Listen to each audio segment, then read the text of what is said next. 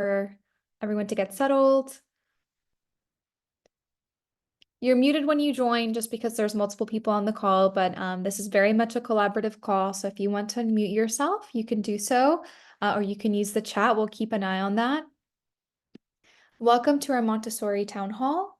We host these every Thursday throughout the school year as just a safe space for Montessori school leaders to come together and talk about school leadership, operations, marketing. We often invite thought leaders, consultants on to speak, and then sometimes we just host them ourselves and do more of an open forum where people can drop their ideas, ask questions, and just connect with other Montessori school leaders. They're always free to join, and the more the merrier. Today, we're talking about free marketing strategies for growing your Montessori school. So what can you do that's either free or very, very, very low cost to grow your enrollment, spread awareness about your school? I myself come from a marketing background, from a marketing and a Montessori background. So I know what it's like to work at a Montessori school where you have a limited budget to play with when it comes to marketing. We're not like big businesses where we have millions of dollars. We really have to be creative and almost grassroots with our marketing. So I'm going to be sharing some tips that I think are appropriate for the Montessori space and things that you can do to just improve your overall marketing approach for low cost. So here's just an overview of what I'm going to be talking today. And again, this is very much collaborative. So at any point, feel free to unmute yourself, or if you can't unmute yourself, you can ask something in the chat. We'll keep an eye on that. We'll start off by talking a little bit about leveraging social media platforms.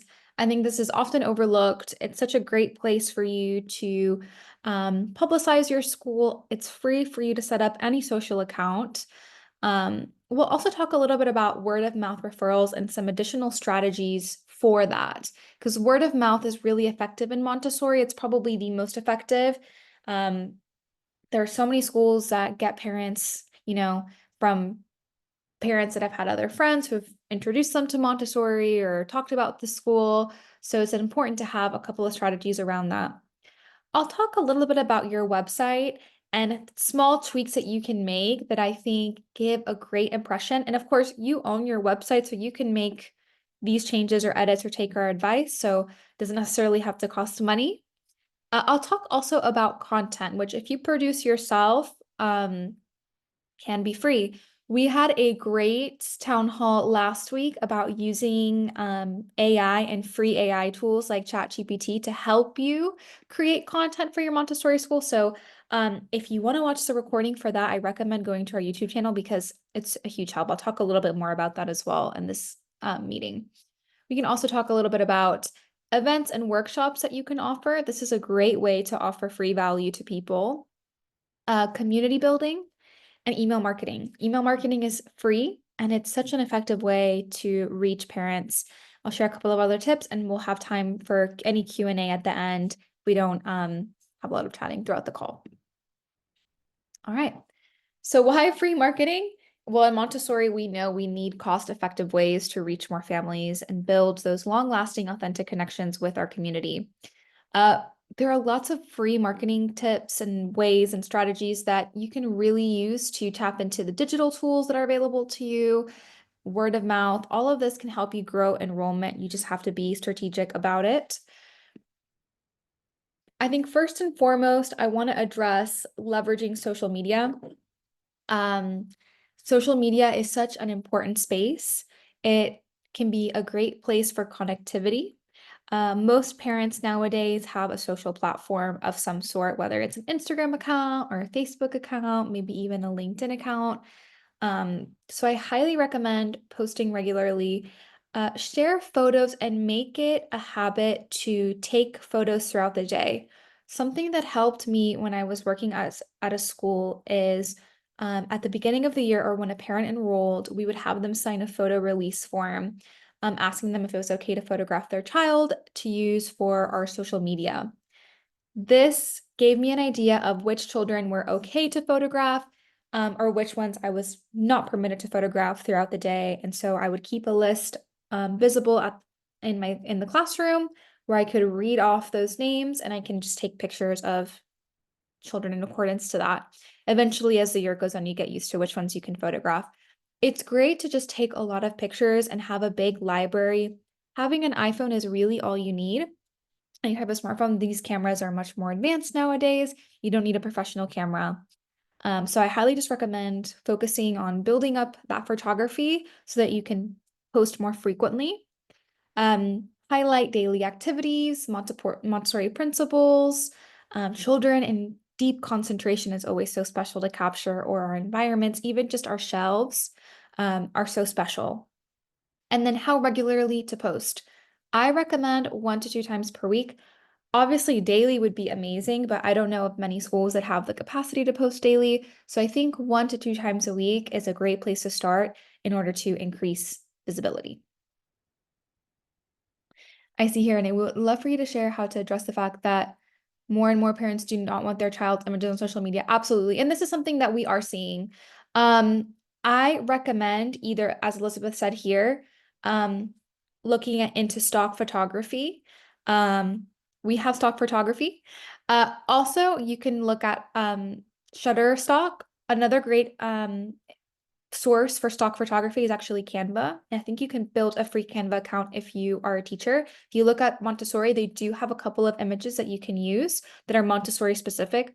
Also, another one is Pexels. I'll drop the name here. Go. And you would post weekly using stock images. You can. It's always best to have photography that's authentic to your school, but you can always, if it's just a classroom or just an environment or just a material, you can definitely use stock photos. I use stock photography that is Montessori related all the time for our own social media, and there's plenty out there that is available to you. So it'd be great to do a mix.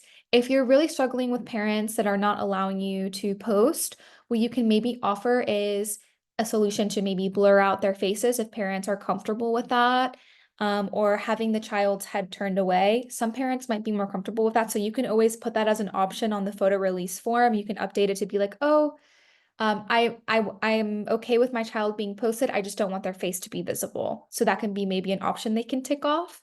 And I don't think that takes away from the photo necessarily, because people know that when they see a child's face blurred, it's like, oh, the parent just wants their child to be the privacy to be respected. That's fine. It's still, you can see the context of the Montessori classroom. So there are a couple of strategies there for how you can still post.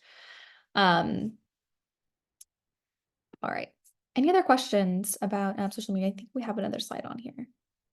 Just a couple of ideas for each platform. For Instagram, this is all about visual storytelling. This is where your photography or videos are really going to take center stage. So make sure you have some great photography. When it comes to Facebook, this is a great place to redirect people to your website so you can share links of articles. You can also share parent testimonials and other engaging content. It's also a great place for you to create a group for current parents to foster community. So you can actually be an admin of your own group of people that are enrolled in your community. There, they can ask each other questions, exchange resources, or just keep up to date with school happenings. YouTube is another great space. This is a great area for you to share videos promoting your school. You can also share your parenting workshops. So we do workshops for parenting that is similar to our town halls, where we host them and they're online and we record them and then we can post them on our YouTube channel. You could do something similar if you're offering virtual parenting classes. It's a great way for parents to kind of find out about you or get something valuable and build trust. Um, Pinterest is another interesting area because Pinterest is huge with Montessori. I think a lot of moms even might find out about Montessori through Pinterest by accident. So you can always set up a Pinterest account for your school where you can pin ideas, learning materials that are great, and you can ask parents to follow you on there. That's another great area that I think naturally ties into Montessori quite well. Of course, this one's optional. I would say if you have the bandwidth for just Instagram and Facebook, you can focus your efforts on that, and it's a great place to get exposure. Especially if you're noticing you have mostly millennial parents, Instagram is probably where you want to focus the majority of your time and energy. Any questions on that so far?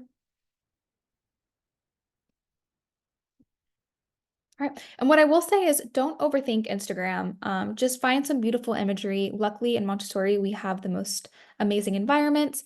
And you can even use AI nowadays to help you generate captions. We did a little tutorial on that at last week's town hall. So I recommend, preparing a couple of posts a month and just posting them as you go rather than having to worry about it last minute every day or every week. It doesn't have to be something that's intimidating. Word of mouth is another important element of Montessori marketing, I feel. Obviously, in Nido Marketing, we're digital marketing experts, but we recognize the power that word of mouth marketing has just in schools in general.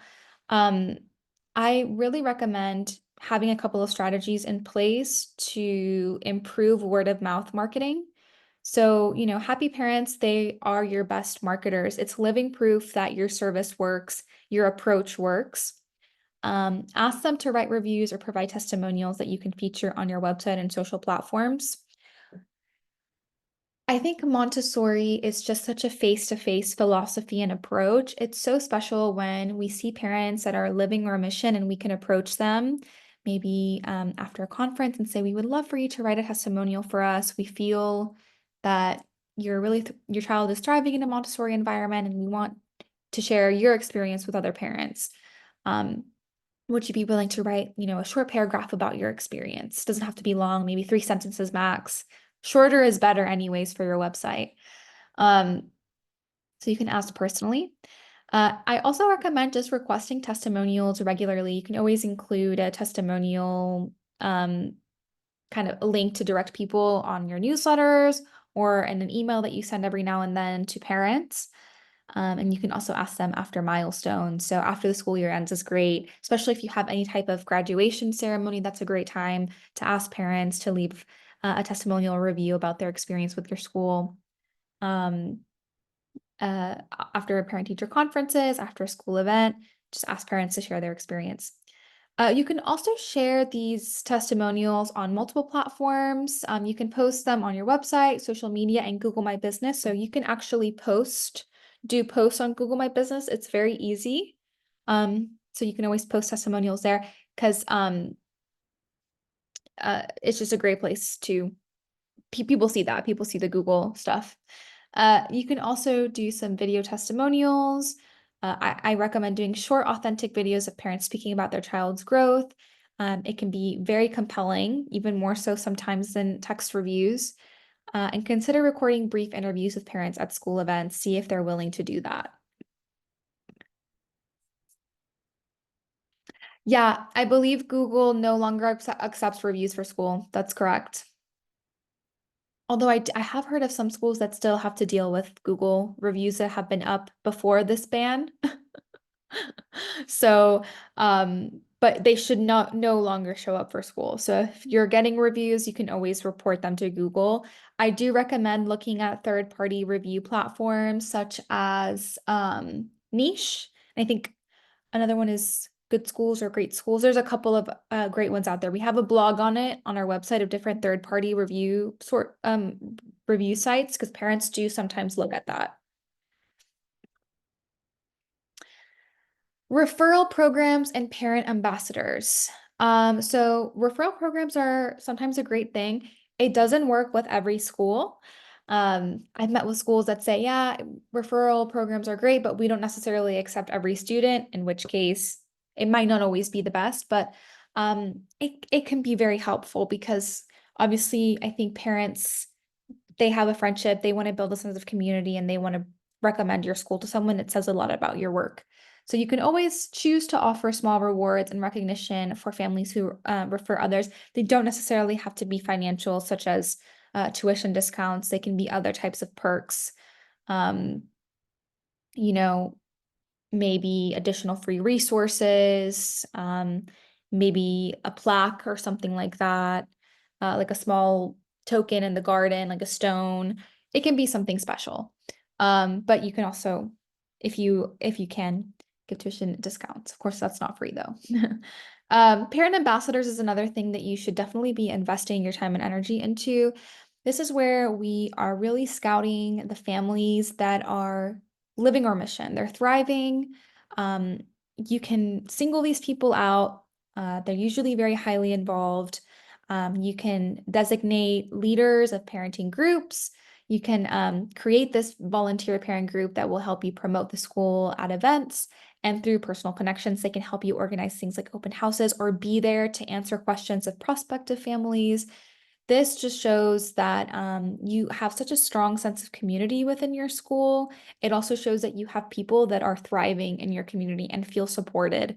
Um, it's a huge selling point for us. And of course, this doesn't necessarily cost us money because it's building community. It's just about finding those parents that are thriving, um, building a relationship with them, and allowing them to share your story. Any questions on, I guess, word of mouth or ambassadors? Does anyone else have any interesting approaches to share within this area?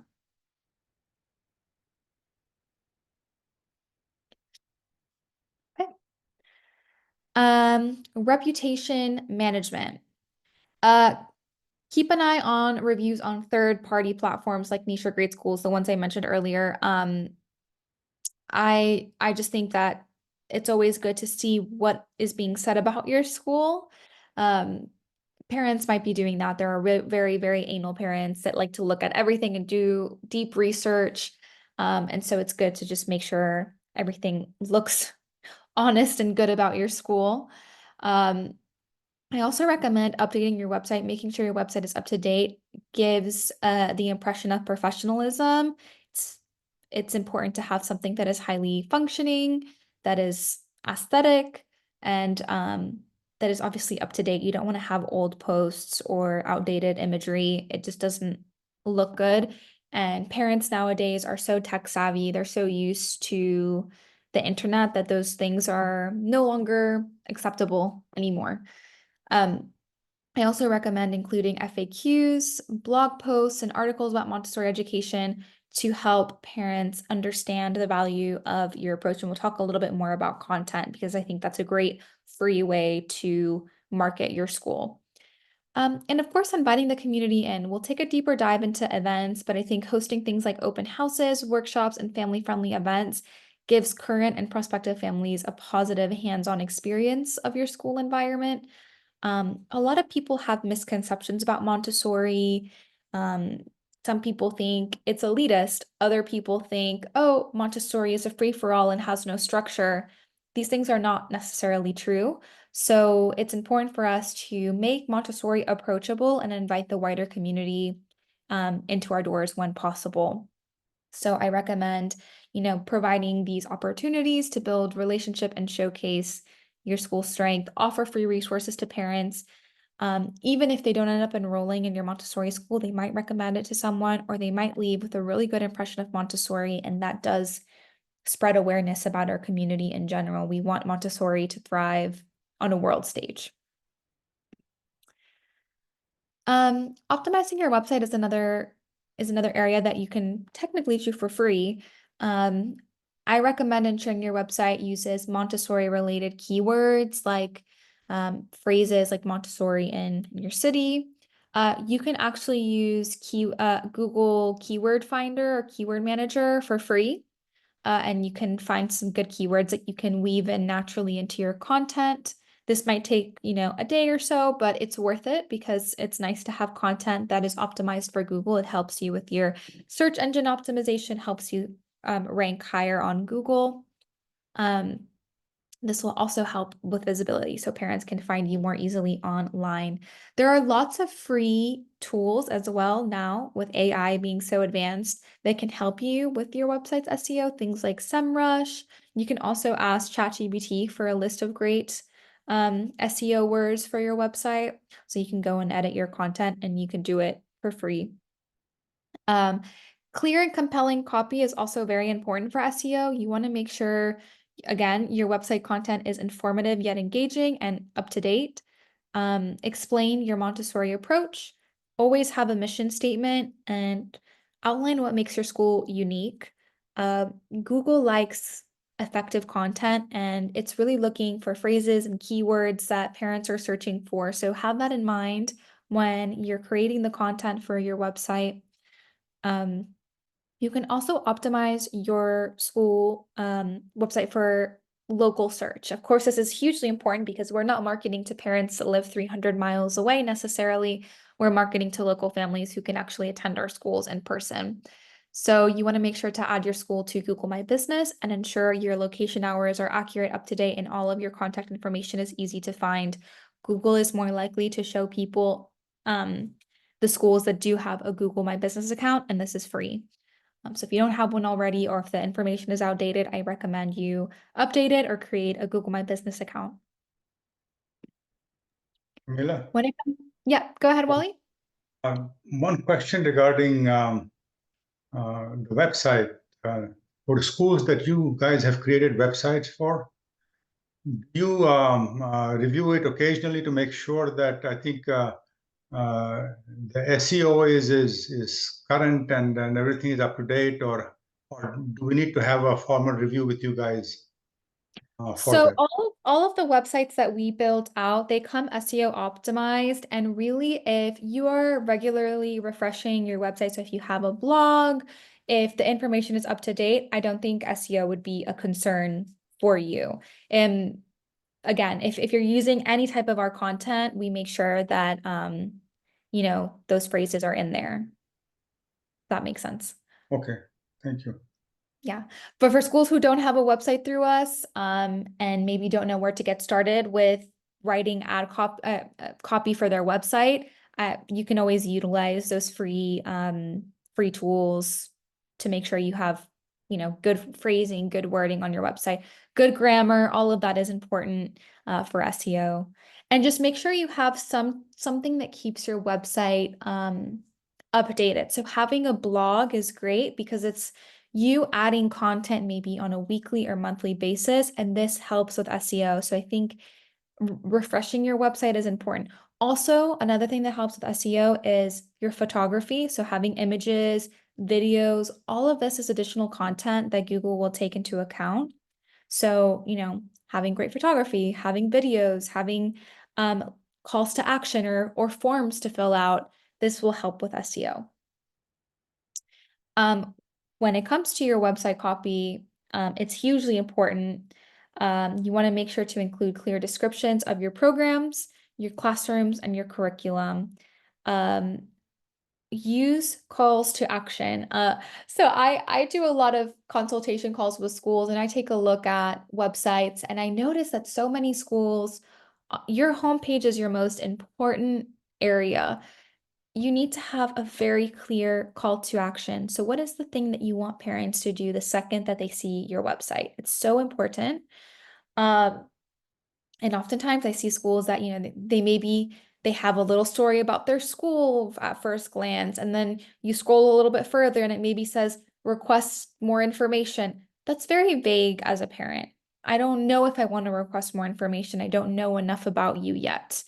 Or I don't really know what the next step that you want me to do. Request information is very vague. You should have the information I need on your website. What I recommend to do instead, and I'll show our demo site here, and you can do this on your own website. You don't have to have a website through us. Have a very clear and obvious call to action. For us, it's usually schedule a tour. The reason why it's schedule a tour is because we know that when parents come in for a tour and they see our classrooms, they're sold on Montessori. They are persuaded to enroll after they come in for a tour. We make it so clear multiple times that we want that to be the case. So here we have a schedule a tour. We have it on our navigation bar, so it's always visible no matter how far people scroll. Down here, we have another call to action to schedule a tour. How to apply. Number one, schedule a tour. So we're not being subtle. We want parents to do this action. So it's important to have a call to action and be very clear about what that call to action may be.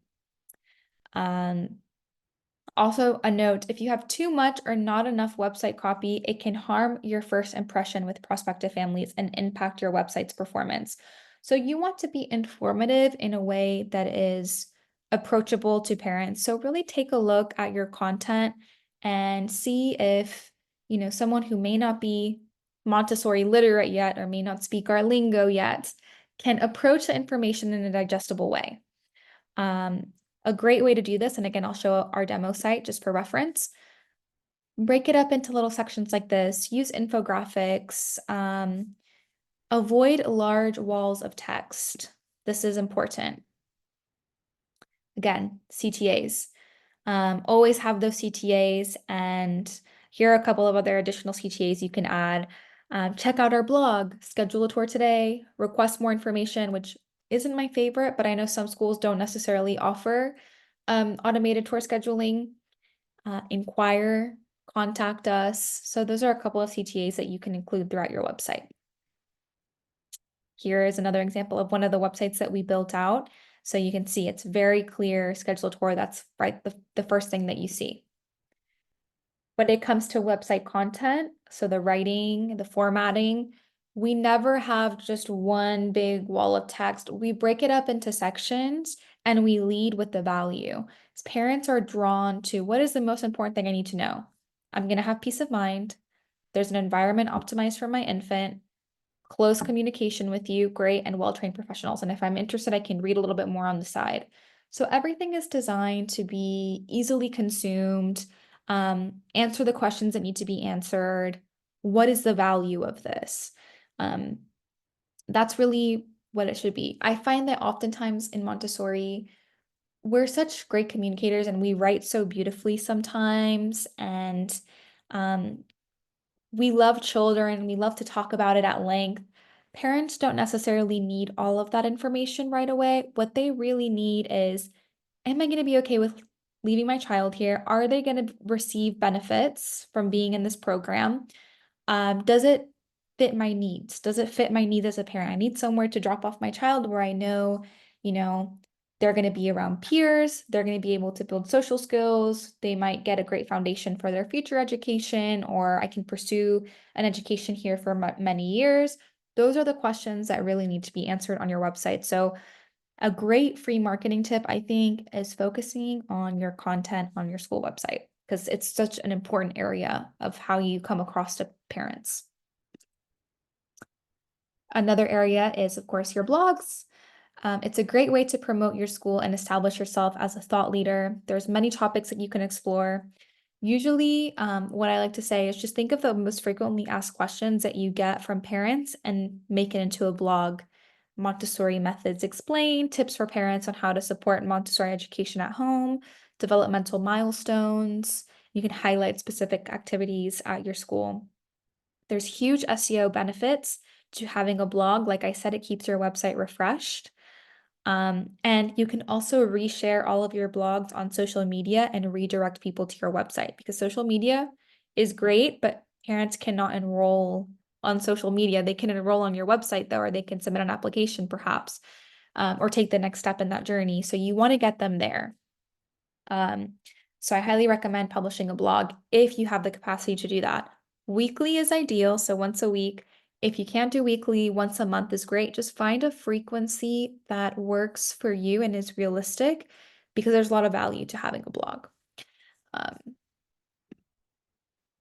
Just some tips for formatting your blogs. Have an eye-catching headline, a headline that grabs the reader's attention and accurately reflects the content that you're going to be sharing in this post, tackling tantrums or, why routine is so important to your toddler. These are captions that, are captivating or a parent might want to learn more or lean into it a little bit more and answers a question for them. Your intro to your blog should be short and sweet, and it should provide context and should briefly kind of summarize what you're going to dive deeper into. Main content, make sure you break it up into short paragraphs. Use imagery. Again, we talked about Shutterstock and Pexels. They have great free stock photo imagery if you can't use your own photography, but it helps to break up that blog and make it look less intimidating.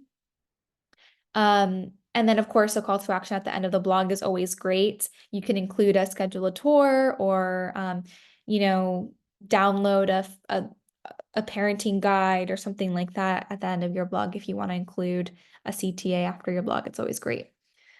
You can reshare all of your blogs on your newsletter. Best practices for promoting your blog are to utilize social media. Again, this is free. Include a call to action in your email. So let parents know, check out our latest blog where you can learn more about tackling tantrums, where we share strategies and tips that you can use. You can also use search engine optimization strategies and keywords. So what you can do is you can always copy and paste a blog that you write into ChatGPT and say, can you include some SEO optimized keywords into this blog? And it will include some for you. Something like that can be helpful. Or you can use Google I think it's AdWord Manager, which is free, to give you a couple of words that you can weave into your blog naturally. And share with the school community and newsletters and alerts, of course, every time you have a new blog. Just keeps people going back to your website. And your website is kind of your center for admissions and enrollment growth. Any questions about blog or content before we move to events? I feel very strongly that content marketing is so valuable in the Montessori space because really content marketing is about educating your target audience. It's about telling them about yourself. And that's something that we in Montessori have to do a lot. We're always talking about the benefits. We're always saying, hey, this is the best choice for your child. And it really is. Montessori is the best. So it's about educating parents on that. And if you do it strategically, it can be free. And again, to create content, I highly, highly, highly recommend watching our town hall from last week on AI. It's on our YouTube channel. AI is so advanced now, it can really help reduce time spent on content, because while creating content might be free, it does take time, which time is not necessarily free. So just use the tools that are available to you. Another great way to market your school for free is hosting free events and workshops. So getting families through the door to experience Montessori firsthand and offering value and free resources is important. Gives people a good impression of Montessori in general. Definitely be strategic in how you can make your open houses stand out. I think every school has open houses or maybe group tours of some sort. But how can you really make yours stand out from the rest? Can you offer free resources? Maybe you offer coffee and you have just an area for parents to socialize and connect with current families and ask questions. What is going to make your open house different from the other schools in your area? So I recommend looking into that and seeing how you can be creative. If anyone has any ideas or tips for, creative open houses, feel free to drop that in the chat. I'm curious to see what your approaches have been. Workshops for parents is another great thing that you can do. You can host free educational sessions on Montessori principles, child development, or parenting strategies. You can offer these online on virtual webinar format, or you can do them in person. I do think, I think most schools host things for their current families, but maybe open up one or two of your events, depending on how many you have a year, to your local community and parents everywhere. And get them in the Montessori environment if you can. Like have it after school hours where you can host it in a Montessori classroom, because there is something so impactful about being in a Montessori environment for the first time if you're a parent, because you can envision your child there. Everything is child size, everything is designed with the child in mind. It's unlike any other environment. I think it's special to open it up to the local community if that's something you have the bandwidth for. It doesn't have to cost you money necessarily to do that. You can post about it at local coffee shops or share it in mom groups on Facebook that you're having a free parenting session and all moms are welcome. Just get them through the door on Montessori. You can open yourself up to the wider community. It's just such a great thing. And I think, again, people are always blown away when they walk into a Montessori school. I see here, Rupali, we reached out to houses in the neighborhood with a personal letter from me and an invitation to a free event at our school to learn about our school. I think this is great. There's something so special about it being personal too. I think it very accurately reflects who we are as Montessorians as well. Renee asks, you sent it to everyone in the neighborhood without knowing if they had children or not, just trying to see the strategy or how to find the right people. Can How go ahead, Rupali. I chime in? Yep. So we just wrote a letter, and we had the flyer on the other side, and we tied it with a beautiful ribbon and a little pumpkin to it, and went door to door. We didn't knock on the doors. People don't like that, but we met a few neighbors, and they said, "Can we bring our grandchildren for this event?" And we said, "Yeah, sure." I know that the neighborhood that we are in is mostly older families, but we we also see a lot of children playing in the yards and things like that at the end of the day. So we just went around and um, gave them, and out of all the 20-25 houses that are in the neighborhood, even if two show up, that's good. I love that approach. And I think it's very Montessori to with the detailing of the pumpkin and the ribbon.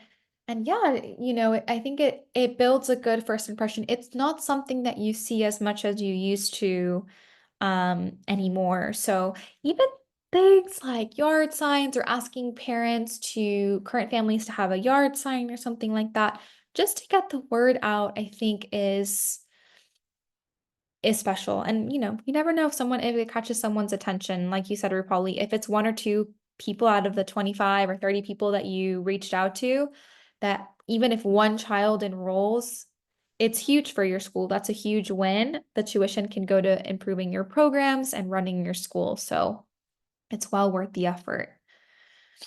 All right. Building community really goes hand in hand with what we just spoke about. I really recommend building relationships with local parents who might be interested in Montessori, or just presenting yourself to the community as a pillar, as a special place. Join Facebook groups and engage in local parenting and homeschooling groups. Usually with parenting groups, they they don't like it when people, promote too much, or it's too salesy. What you do instead is you provide value. Then you reach out to the admin and say, "Hey, our school is hosting a free parenting class. Can we post about it in your group? I think some of the moms might be interested. It's completely free, open to anyone." Very likely that they will allow that post, and then it can open that up to a whole new Facebook group. So, I recommend joining those groups online. And again, this is free if you have the resources to do it.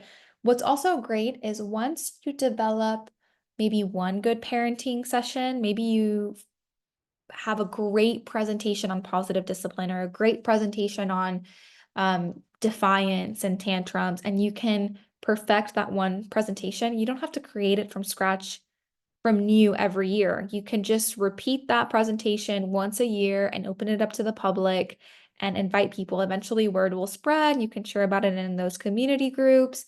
It's a great way to get people through the door and just build a good impression and say, "Hey, not only are we a school that offers, a great program for children, but we're here for the parent community in general." It just gives a very good impression of your school.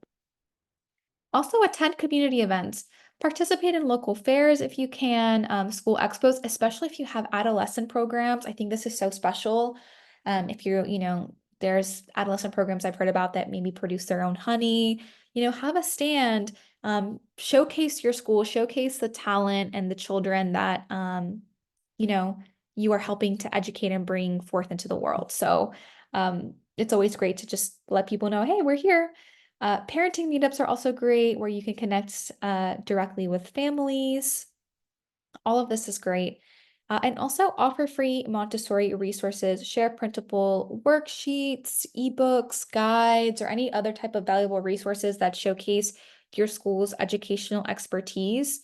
It never hurts to just give away stuff for free. Again, once you create it once, it can help, you know, tens or maybe even hundreds of parents, and word will spread. "Oh, hey, I got this great ebook from this Montessori school."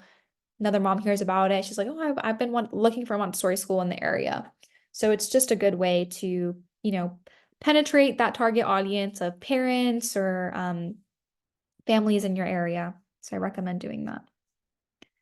Any other ideas or strategies for events or building communities? I'm curious to hear what has worked for you.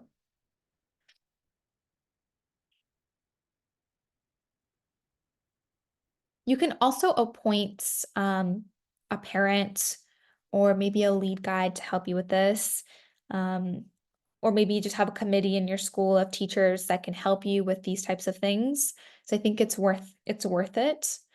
And it can be a great source of pride when your school has such a great reputation in the community and offers resources. So it's definitely worth it to have it and delegate. Don't take it all on by yourself. Another thing I want to talk about is email marketing because this is free to do as well. I highly recommend focusing on building an email list. So this is easy to do if you have automated tour scheduling on your school website or any type of lead generator like the one pictured. Where basically you have forms on your website where you ask people to enter their first, last name, and email. In this example, it's the Montessori difference. Discover the 5 biggest limitations with traditional education and how Montessori can unleash your child's independence. Sign up for the free 5-day email course. So here we're offering a free resource to parents every day for 5 days. They're going to be receiving an email that talks about, why Montessori, how can you unleash your child's independence? So that's just an example of something you can do for free on your website. But have ways to collect that data. Once you have that email information, you can add that to your email list and you can include them on your newsletters. So every time you send out maybe a monthly update with information about your school, maybe it's monthly or weekly, depending on how you do it. Upcoming events, Montessori parenting tips, or maybe every time you publish a new blog, you can send a newsletter out. You can keep these new contacts on that email list so they're hearing from your school. Chances are another school in your area is already doing this. So if you want to compete with them, if you want to get that enrollment over them, it's important to be in the parents' inbox. Assume parents want to hear from you until they unsubscribe. If they unsubscribe from your email list, which they should always have the option to, then sure, they're not going to receive any more information from you. But if they haven't, just keep them there. You never know when it might benefit you. They might forward it to a friend if they ended up not enrolling, or they might be at a school that they're unhappy with and they change their mind. They want to go back to Montessori and they see an email. So it's important to keep people on your email list. Also, follow-up emails after families attend events or reach out with inquiries or schedule a tour. You can always send personalized emails to keep the conversation going. I recommend doing that. A couple of lead generator ideas so that you can grow your email list. You can have Montessori answered one-pagers or white papers, so articles about maybe the things that people want to know most about Montessori, things like quizzes. Your number one lead generator is probably going to be your tuition rates. The reason we say this is because this is usually after seeing that your school has a program for their child, like the right ages, they want to know how much it costs.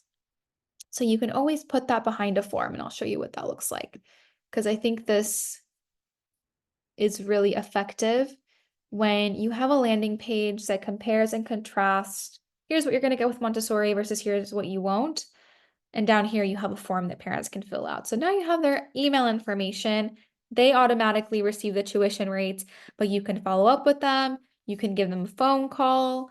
You can invite them for a tour. So that's always great.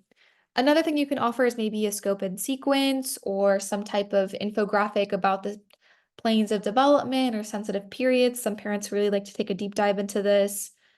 Detailed program information, or Montessori versus traditional or conventional, what's best for your child. A lot of these lead generators are also available on Montessori Thrive. So if you're a Montessori Thrive member, you can download those.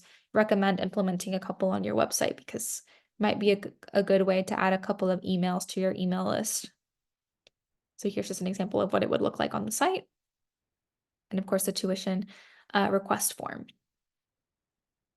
And here's just an example of like an article or an infographic that you can hand out to parents. So this one was like a toilet learning pamphlet. This is great if you have a toddler program.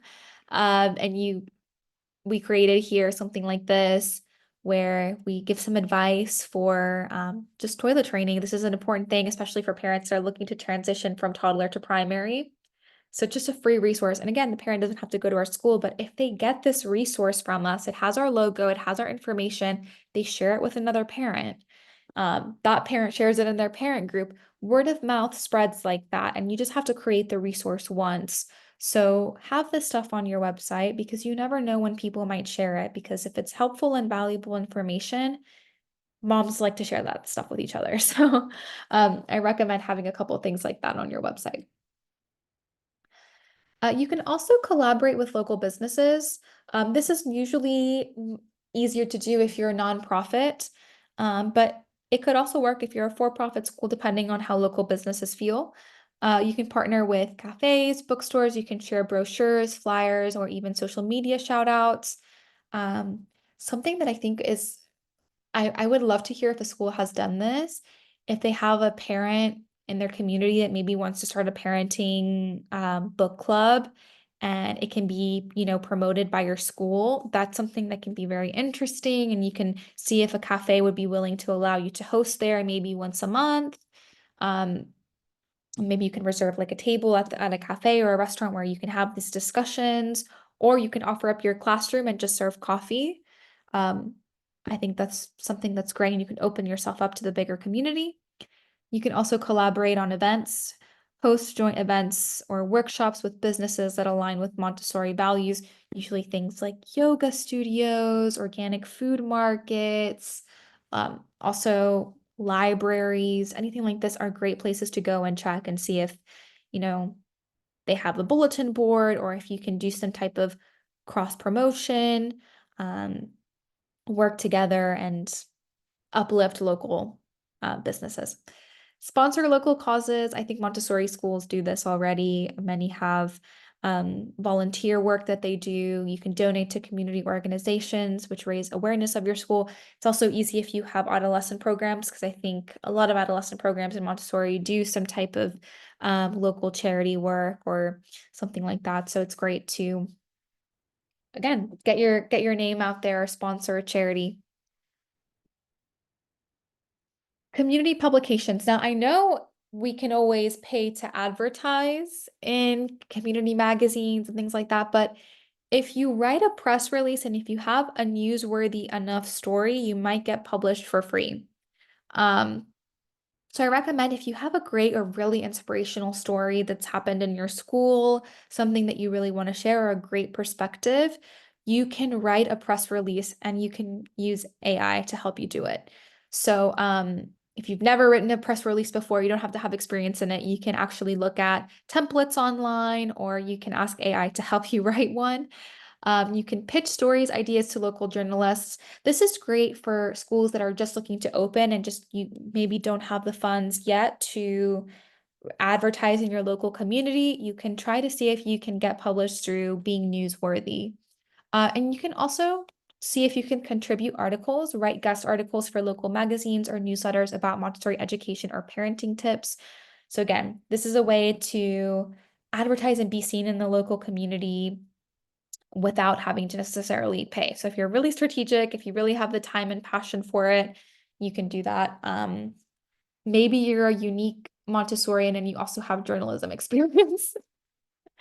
This would be a great match for you then, but just an idea to throw out there.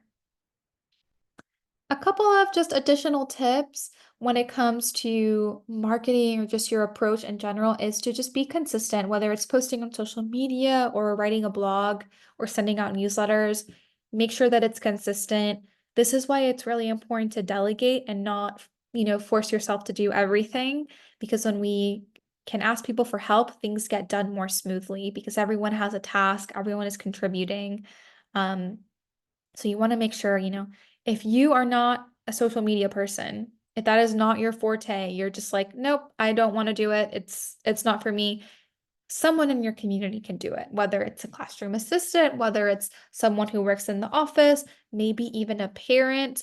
You can delegate it and make sure that it's, being updated regularly. Same with your blogs and with your newsletters. If it's not something that you are, great at staying on top of, maybe you're better at, leading the tours or doing just school operations or parent communication, delegate. Engage authentically and interact with comments, messages, and inquiries from parents online and build strong connections. This is just important for professionalism. I think we live in a world now of immediate gratification. We are used to getting responses very quickly, and it doesn't look great when parents have to wait around to hear back from you, or there isn't consistent communication, and chances are there is a competitor near you that might be better at communication, and that might be what wins the parent over. So you need to make sure that all of that is smooth. And monitoring performance is also important. So use free tools like Google Analytics and social media to help you see what's going on. If you're using a CRM, a client relationship manager, you can see what people are doing on your website. And just ask parents as well. Ask parents how they hear about you. Ask how they feel about your tours. Asking a lot of questions and making sure that you can always improve. All right. I would love to hear what are your approaches. What have you done in your community? What questions do you have? Let's discuss before we wrap up. I'll go ahead and stop sharing my screen for now because I'd love to hear if there are any other questions or comments, ideas on free marketing for Montessori schools.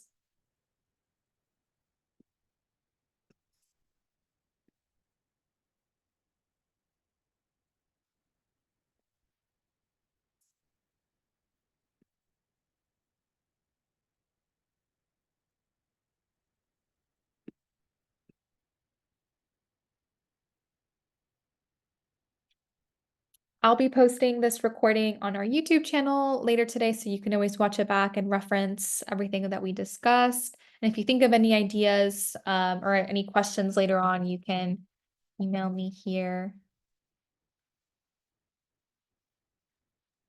Camila, I just put my other email. Yes, Wally, sorry. no, that's fine. I mean, all good things that you've covered here in terms of media marketing. It just seems almost like quite overwhelming that in a sense that you need almost like a full-time person engaged in this. It's not something that you just do an hour here, an hour there. Am I right about that, or I'm overreading it? Absolutely. Don't feel like you need to do this all yourself or have a person necessarily. Break it up and delegate it, and you don't have to do everything. Just find the ideas that apply to your school. Don't feel like you have to do everything yourself or all of the suggestions that were offered today. You know, maybe focus on one area, maybe something that you want to offer as parenting workshops. I think that's one area that you can focus. You can see if there's a guide or a staff member that might be willing to offer it. If not, maybe another approach or strategy that you can focus on. So take small bites rather than trying to do everything yourself and all at once. And see what things you can also delegate to parents, because I think it's always so impressive when parents of a school are planning events or helping or participating, because it shows that you're a strong community. So, you know, maybe have a parent that wants to lead a parent committee or manage a parent group, and have them organize, because also they're more likely to talk to each other as friends, be more willing to go to these events together. So definitely don't feel like you have to do it all yourself, or it all has to be your staff. We used to have open houses um, frequently at one time, but we gave it up because we didn't see the return for the effort that was being put in to host it like on a weekend or something like that. So I'm just curious, is that are open houses still fairly popular, or they aren't as much as they used to be? What is everyone else's experience? I can share what's working for us. We have Take a Tour Tuesday. So every Tuesday we have from 9 o'clock to 10 o'clock. If people sign up on our scheduler, they can come in for a tour. And so that time is scheduled for tours. And we get a lot of people coming in, one or two every week or so, especially during the admission season. And that has been helpful because we were able to cut back on our open house events. And then we've staggered our open house events, some in the morning, some in the evenings, and some on weekends. So we're not doing them all on the weekends. I don't know, Wally, if that's something So, that helps you. no, I just want to make sure, Rupali, that when you talk about open houses, that's a separate activity than what you're talking about with respect to tour, right? I mean, that's a separate thing. We have tours like from 9 o'clock to 11 o'clock every day, and people can schedule. But again, like open house is something that we advertise or put signs on, and outside people show up in the evening to attend that open houses. So are you talking about one and the same thing, or are you talking about two separate activities? So the open house does take a little bit more work, but we also advertise just equally for the Take a Tour Tuesday, so that Okay. we have yard signs around Take a Tour Tuesday, just so people know that those, and when people come in, we treat them just like open house. I see. So we Okay. give the same handouts, we give the same kind of a tour. We have student ambassadors because we have older students. We can Mhm. do student ambassadors. Okay. Yeah. Thank you, Polly. Renee here in the group shared, we host an open house every month on Saturdays, and we also offer tours during the week about once a month. We've seen a lot less people showing up this year, but in the past years, we've had up to 20 families show up on Saturdays. So I guess maybe it's a little shift. I can This year. add a little bit there that although we have had less parents show up, one of our parents recently offered to come and act as a parent ambassador during the open house. And we did it for the first time this last weekend. And that seemed to really actually help a lot. So it's something that we're going to continue doing. And we offer a lot of open houses and tour options, which we're reevaluating, because what we're also seeing is that people sign up and then at the last minute they cancel and then sign up for a later date.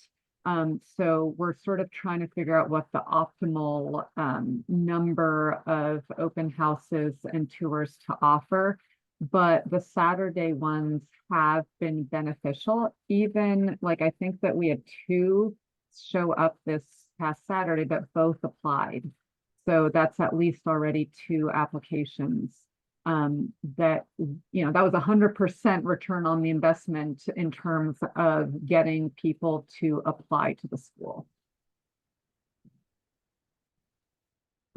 And how do you guys advertise for the open houses? Is it yard signs, basically somewhere in the like a printed media, or the website, or all of these? So I've not done any printed signs around the area. I'm actually sort of curious. We have cafes in the neighborhood, so that's something that I'm going to look into. We look online, and I'm in the Bay Area. So there are certain parent groups where you can post events and post all of the tours and open houses.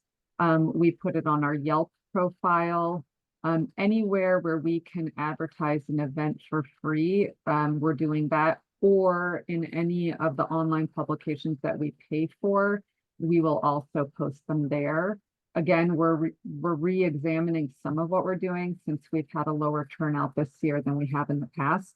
But as much as possible, we're trying to put this content out online. I have a couple of thoughts, one question and one thought. So, my question is, we've moved recently to a new location. We didn't move too far, but what we noticed is we lost enrollment during the move. Just moving 5 minutes away increased the drive for families 15 minutes or so. And so I was wondering if anyone in the group has experience with, is there a like dip in enrollment when you move, when there's a change, and if there are any tips. And then I have something to add to the group about when do you make time for this.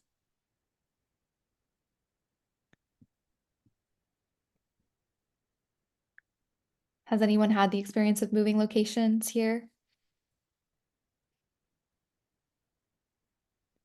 Polly, you may be in a unique situation here because not too many people have that. I think that luxury where you have expanded, and there are a few that we have heard about, but I'm not sure that anybody in today's forum may have been in that situation.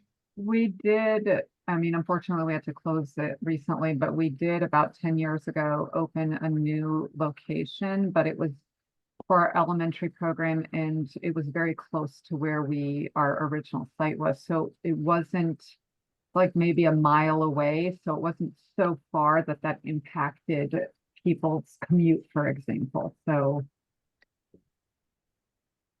Yeah. Thank you. Oh, that's a good idea for carpool. Thank you, Katie.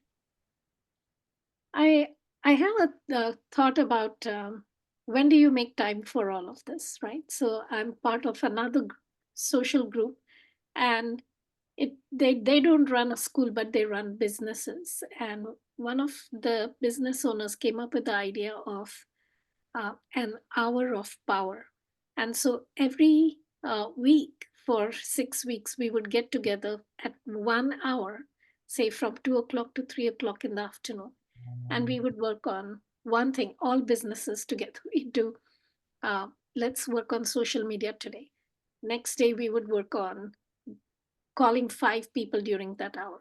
Next day, we would work on emails. Next day, we would work on writing a blog.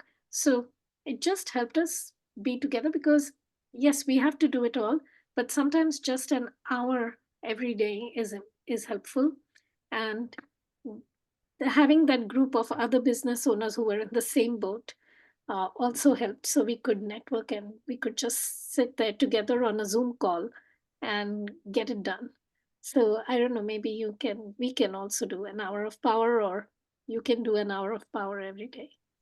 It is a lot of work. I think I missed your first comment. And when you say we for the hour of power, once again, who are these? Are these businesses you said, local Yes, businesses? so I'm part of another networking group that has different business leaders. Oh, I see. Okay. And all the business leaders, we would just get together on a Zoom call, very much like this. And we did an hour of power. That's one way to look at it. You can meet together with your team and say an hour of power every day and get one thing done every day. Just a thought. So how did you market this hour of power to the local businesses so that they were excited about attending? We were all friends, and we Okay. were all saying the same thing, like we are saying today. How do you make time for this? So Right. one business owner came up with this idea. He said, why don't we just do an hour of power, and we can get together and every day tackle one thing for all of our businesses? And it was a work session. Basically, it we held each other accountable to getting this one thing done every day.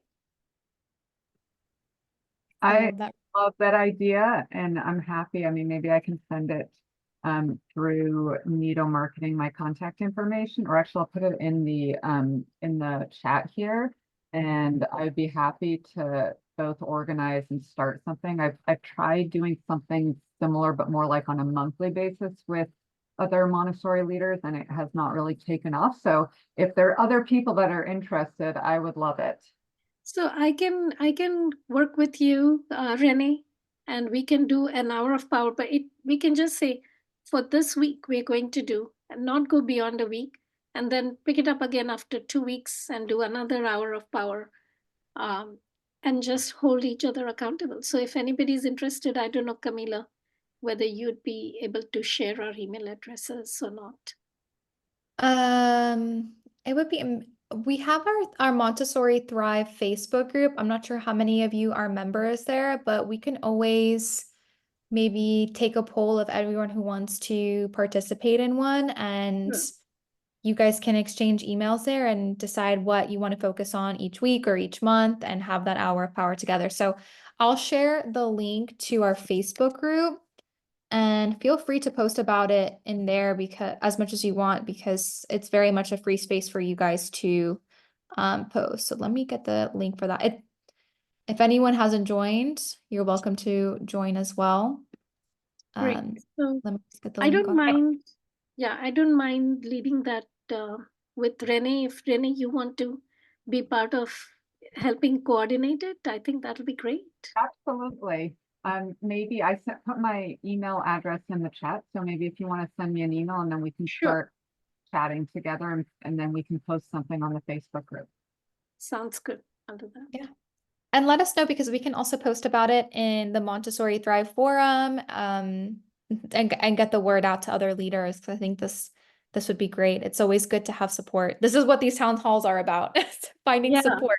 So it's great to just have that hour of power where you can, you know, all be supporting each other on these tasks. Because like I said, it's taking small bites. Yeah. Lovely. All right. Any other questions or comments? All right, wonderful. I love this idea. I love the community involvement in today's chat. I feel like today we're building community, which I love to see. All right, wonderful. Well, I'm happy to help out in any way I can with the Hour of Power. So feel free to reach out to me. Join the Facebook group and feel free to post anything in there about those types of events. I think it would be wonderful. It's very much a space designed for you to post your questions or anything like that that's related to school leadership. All right. We'll see you back next week for another Montessori Town Hall. Until then, take care, everyone. Thank you so much. Thank you. Bye.